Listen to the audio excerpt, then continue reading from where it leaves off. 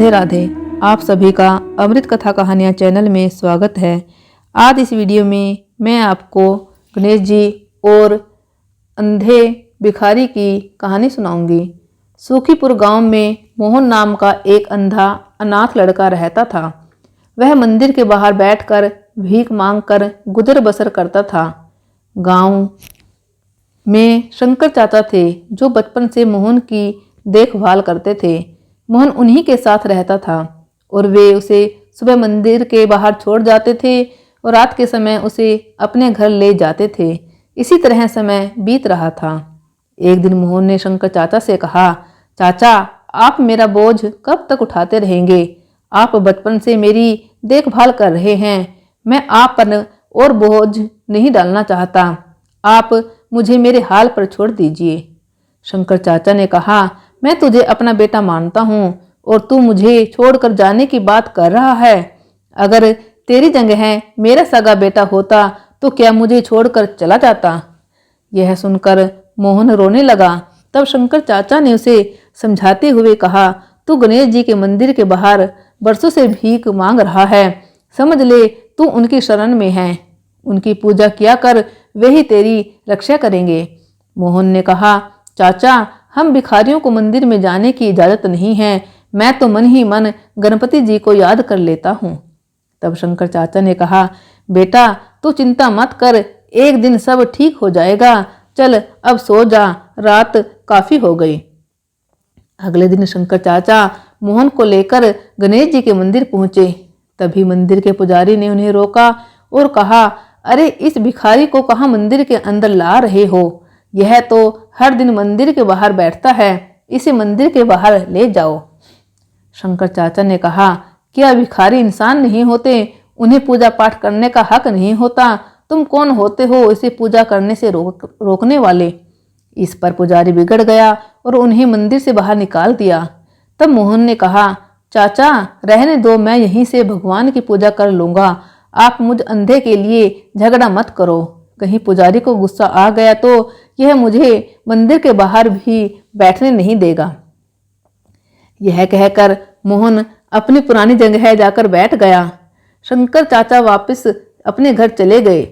मोहन बैठकर भीख मांग रहा था। तभी उसे किसी के रोने की आवाज सुनाई दी। उसे लगा कोई बच्चा रो रहा है। उसने टटोलते हुए पूछा, तुम कौन हो और क्यों रो रहे हो? तब उस बच्चे ने कहा, मुझे भूख लगी है और मंदिर के पास की दुकान में बहुत अच्छे लड्डू रखे हैं, लेकिन मेरे पास पैसे नहीं हैं। मोहन ने कहा, कोई बात नहीं, तुम मेरे पैसे लेकर लड्डू खरीद कर खा लो। यह कहकर मोहन ने अपने पैसों में से उसे 5 रुपए दिए। कुछ देर बाद वह बालक मोहन के पास आया और बोला, मैं 2 लड्डू लाया हूँ, एक आप खा लो।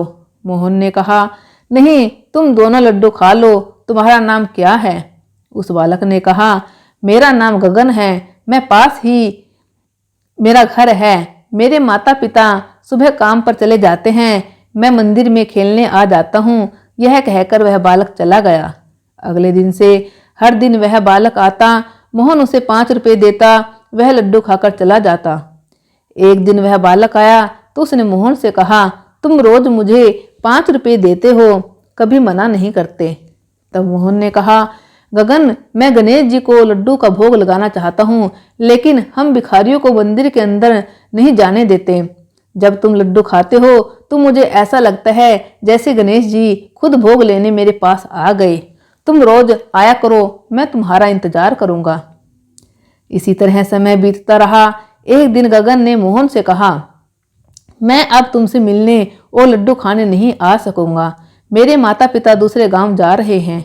यह सुनकर मोहन रोने लगा और उसने कहा, मैं तुम्हारे बगैर नहीं रह सकता। मैं देख तो नहीं सकता, लेकिन जब मैं तुम्हें 5 रुपए देता हूँ तो मुझे बालक रूपी गणेश जी लड्डू खाते दिखाई देते हैं। तुम मुझे छोड़कर मत जाना, नहीं तो मैं जिंदा नहीं रहूंगा। तब गगन ने कहा, अच्छा ठीक है, तुम मेरे साथ मेरे घर चलो। मेरे माता पिता से बात कर लेना। अगर वे मान गए तो मैं रोज तुम्हारे लड्डू खाने आता रहूंगा। मोहन गगन के साथ चल दिया।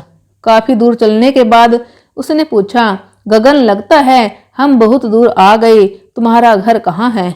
गगन ने कहा, बस पहुंचने ही वाले हैं। कुछ दूर चलने के बाद मोहन ने फिर पूछा, लेकिन कोई उत्तर नहीं मिला। मोहन ने पुकारा, गगन गगन तुम कहाँ हो? लेकिन कोई जवाब नहीं मिला। मोहन घबरा गया। तभी उसका पैर किसी पत्थर से टकराया और वह गिर पड़ा। उसके सिर में तेज दर्द हो रहा था। वह उठा और उसने आंख खोल कर देखा तो सामने गणपति जी खड़े थे। मोहन उनके पैरों में गिर गया। गणेश जी ने उससे कहा, मोहन तुम्हें मंदिर नहीं आने दिया गया, इसलिए मैं अपना भोग लेने हर दिन तुम्हारे आता था। इतने गरीब होते हुए भी तुमने मुझे हर दिन लड्डू का भोग लगाया। आज से तुम गरीब नहीं रहोगे, तुम्हारा घर धन धान्य से भरा रहेगा और कोई तुम्हें मेरे दर्शन करने से नहीं रोक सकेगा। यह कहकर भगवान अंतर्ध्यान हो गए। मोहन की आंखों की रोशनी वापस आ गई थी। वह अपने घर आ गया और वहां उसने देखा एक कोने में सोने चांदी रुपये के ढेर लगे हैं। अगले दिन से मोहन नए कपड़े पहनकर शंकर चाचा को साथ लेकर गणेश जी के मंदिर जाने लगा। अब उसे किसी ने नहीं रोका भगवान की पूजा करने से। हे विघ्नहर्ता, अपने भक्तों पर सदा कृपा बनाए रखना। जैसे उस छोटे लड़के पर कृपा बनाई, ऐसे ही सब पर कृपा बनाए रखना। जय गणेश भगवान की।